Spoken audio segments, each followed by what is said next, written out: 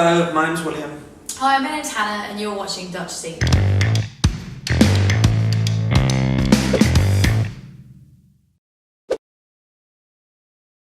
The tour has been great. I think it's gone above our expectations, isn't it really? Yeah,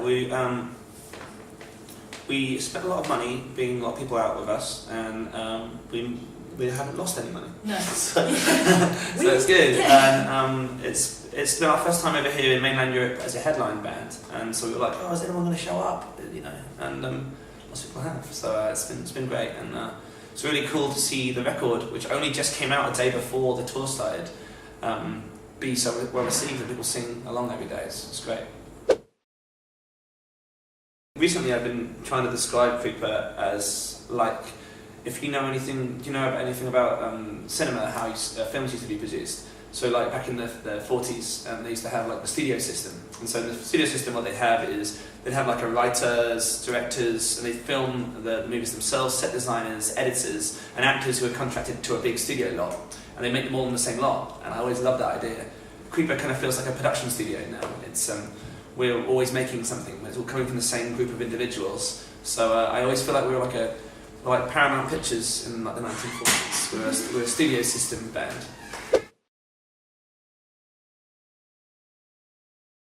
So the characters for the record that we just made have been introduced slowly over the course of the EPs. There was a Stranger EP and a Callous Heart EP introducing those, and our final, the album introduces the final character, and then all of those three characters meet together. So the idea behind it was to try and tell stories about our real lives and real world problems, but in kind of more of a fantasy way, I guess, kind of more like a theatrical way. And so we kind of use them as a storytelling device to talk about very real things. Yeah, they all mirror characters from Peter Pan. So they all have like James Scythe, the paranormal investigator, is a Captain Hook character, Scythe Hook, and James, it was James Hook and James Scythe. It's supposed to very much mirror the J. M. Barrie original. So yeah, they're all kind of reminiscent of characters you know, and that was very much on purpose because the story of Peter Pan is very relevant to where we are at the moment, I think. The writing process, was very varied. It took a lot of time. It kind of started with a big whiteboard. Like a lot of these projects start with big whiteboards and lots of space, like an art project, kind of collecting a lot of different media and ideas and kind of putting them together. If you ever did that like art in school, it's very similar to that, how we kind of pasting lots of cinematic ideas alongside the musical ones. But the record was structured before the songs were written, so we had like an intro idea, and like a middle section, like a play, I guess, kind of like layering it out. And then we wrote the songs to the parts we needed rather than the other way around. So it was unusual, unorthodox, I guess, but to make a record like this, it was really hard. Like Hannah's song, Crickets, on the record, to get that to fit in properly and not going to be jarring for the listener. Like we tried to do some conditioning for the listener, so if you'd listen to the record in its entirety, you would be expecting something strange to happen.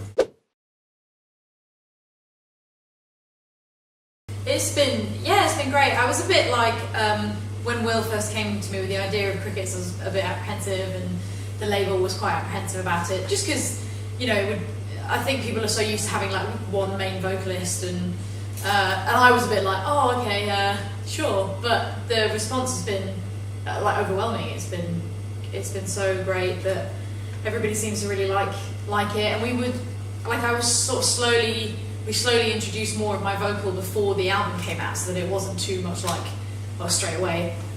So Will and I we went to do a live lounge with Radio 1, and I did a 1975 cover, so people had started like hearing me a little bit more before the album dropped, and the response has been crazy. It's been nice. I think our fans are some of the most passionate, artistic people I've ever met. I see a lot of what I was like as a kid in our audience, and I think like coming from a punk rock background where everyone's on the same page and no one's better than anybody else, it is incredibly exciting to think that people might hear Creeper and then want to go start their own project or their own thing. And that's kind of part of the reason I wanted to do a band in the first place, was to kind of give people that feeling that I had when I first saw music.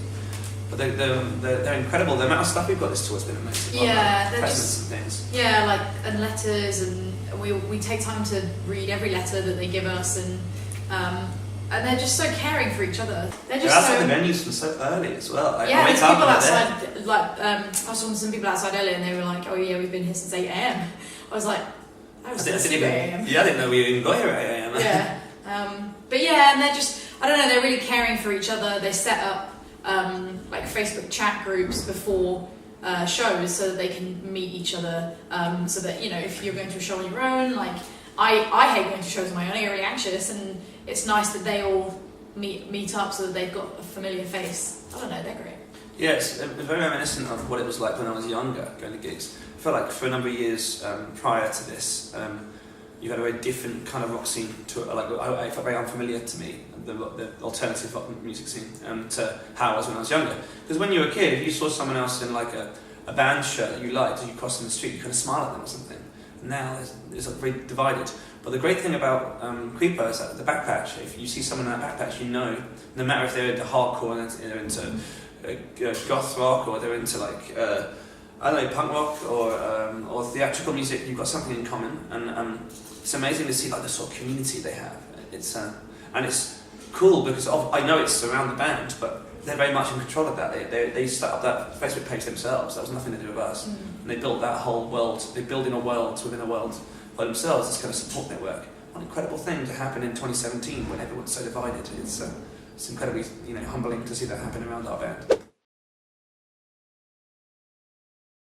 It's most, like 99% of the time, it's great. It is a boys' club. Like, I think this is the first tour I've done where there's been another female, like another girl, like Becky is with us. How many tours have you done? I've done quite a few now.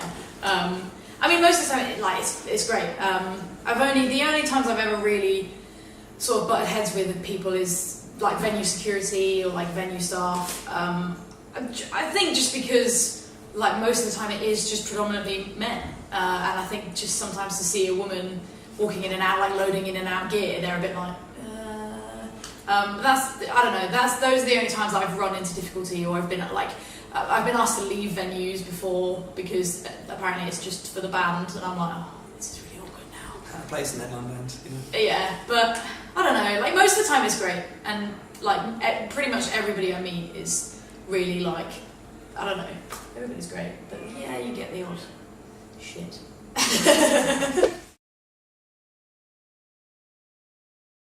In particular, on this tour, I'd just like to say to everybody, thank you so much for coming. It's been like one of the tours I'm never going to forget, because it's the first headline tour in mainland Europe, for one. It's the first time we've headlined any of these places. And so you turning up outside so early on is like the most humbling, amazing feeling in the world. So thank you for all the gifts as well. We have like boxes full of stuff on that bus now. It's taking up seats and seats. And we love it. We read everything you give us. So thank you very much for supporting us in this one.